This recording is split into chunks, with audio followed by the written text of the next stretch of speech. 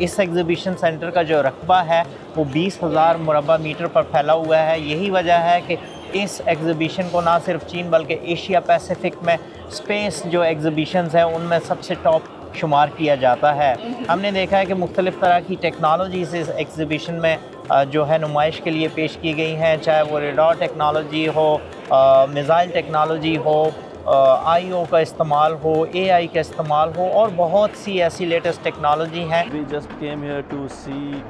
हम यहाँ ये देखने आए हैं कि चीनी निजी और हुकूमती शोबे खलाई सनत में क्या कर रहे हैं और चीन अपनी खलाई सनत को ज़्यादा आवाम दोस्त किस तरह बना रहा है।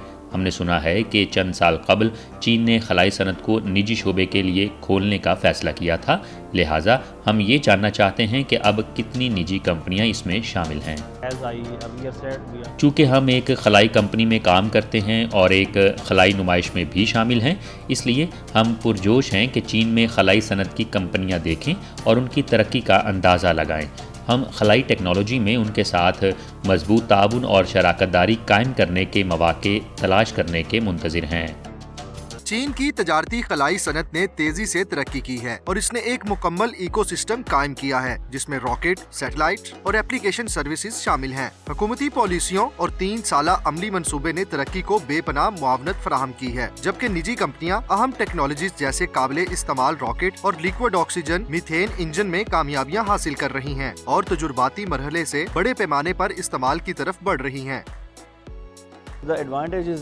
तेज़ रफ्तारी से तरक्की कर रही है और अक्सर मगरबी टेक्नोलॉजीज़ के बराबर है या उसके मुकाबले में बेहतर नताइज दे रही है।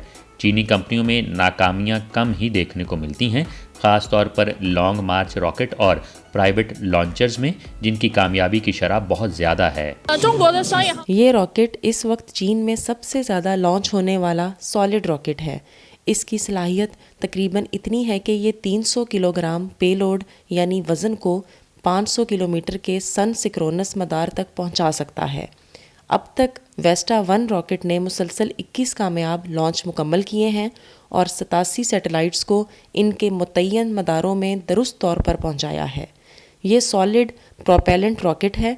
हम मुकम्मल लॉन्च व्हीकल्स की तैयारी पर तवज्जो देते हैं। इसमें रॉकेट सिस्टम डिज़ाइन और रॉकेट इंजन टेक्नोलॉजी दोनों शामिल हैं। लिक्विड ऑक्सीजन और मिट्टी का तेल बतौर ईंधन इस्तेमाल होते हैं। ये ईंधन इंजन को कई बार दोबारा स्टार्ट करने, थ्रस्ट को कंट्रोल करने और बंद करके दोबारा चलाने के काबिल बनाते हैं। इसी वजह से ये दोबारा इस्तेमाल के लिए मौजू हैं। रवायती ठोस रॉकेट्स के मुकाबले में ये ज्यादा मखसूस कुव्वत फराहम करते हैं। ये ज्यादा वजन उठा सकते हैं, इनकी लागत कम होती है और मजमूई कारकर्दगी बेहतर होती है।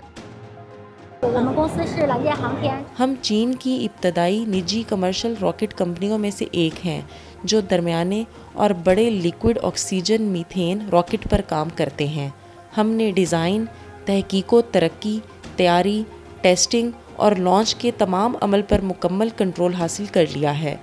इस साल हम दोबारा काबिले इस्तेमाल रॉकेट के फ़्लाइट टेस्ट्स जारी रखने और दोबारा इस्तेमाल की टेक्नोलॉजी की इंजीनियरिंग एप्लीकेशन को आगे बढ़ाने का इरादा रखते हैं। ये पैलेस 1 है। ये एक दरमियानी दर्जे का वज़न उठाने वाली और दोबारा काबिले इस्तेमाल लिक्विड प्रोपेलेंट लॉन्च व्हीकल है, जिसकी पहली परवाज़ जल्द मुतवक्के है। पहली लॉन्च का मंसूबा इस साल मार्च या अप्रैल के आसपास है और इसमें रिकवरी शामिल नहीं होगी। इसके बाद आने वाले मिशंस में मिशन प्लानिंग के मुताबिक मरहलावार रिकवरी और इसकी तस्दीक शामिल की जाएगी। हमारी मसनूआत चीन में तकरीबन 90% हवाई जहाज़ों में इस्तेमाल होती हैं। ये हाई टेम्परेचर एलॉयज़ से बनी हैं और शदीद हरारत बर्दाश्त करने के लिए डिज़ाइन की गई हैं।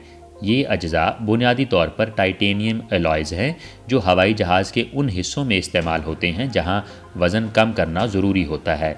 ये हल्के होने के साथ बेहतरीन कारकर्दगी फराहम करते हैं।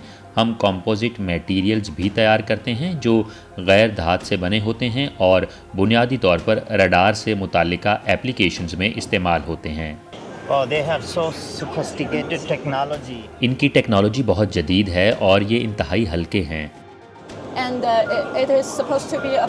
जी हाँ, ये बड़े खलाई शटल और बैरूनी खलाई आलात पर इस्तेमाल के लिए तैयार किया गया है। we saw the screw. ये टेक्नोलॉजीज़ एक बड़ा फ़ायदा फराहम करती हैं। जैसा कि आप पेच देख सकते हैं कि ये नहायत हल्के लेकिन बहुत मज़बूत हैं। इस वक्त जो मैं मौजूद हूँ एक स्टॉल पर, वो इंतहाई इंटरेस्टिंग है। ये मुख्तलिफ़ अक़साम के रॉकेट खला में बेचते हैं, लेकिन जो सबसे आम और दिलचस्प बात मुझे लगी है कि ये खलाई शटल बेचते हैं और इनका मंसूबा है कि इंसानों को अगले 2 से 3 सालों में जो कमर्शियल यूज़ के लिए हैं वो उनको स्पेस की सैर कराना है। इस वक्त मैं मौजूद हूँ कैप्सूल में। ये वो कैप्सूल है जो स्पेस में लेके जाता है, और आपने बहुत से देखा होगा कि स्पेस में जो वाह, जब आप ये VR पहनते हैं तो ऐसे लगता है कि जैसे आप खला में सियारे देख रहे हैं और बहुत साफ़ आसमान है और बहुत ही ज़बरदस्त नज़ारा आ रहा है। ऐसे लग रहा है जैसे कुदरत के आप करीब से करीब होते जा रहे हैं और बहुत मज़ा आ रहा है। एक अजीब सी फीलिंग है जिसे डिस्क्राइब करना बहुत मुश्किल है। आने वाले वक्तों में आप देखेंगे कि स्पेस टूरिज़म जो है वो बहुत ज़्यादा इंक्रीज़ होगा, तो अगले 2 से 3 सालों में बहुत ही कम दामों पे ये लोगों को स्पेस टूरिज़म कराएंगे और मैक्सिमम जो सैर होगी वो आधे घंटे की होगी।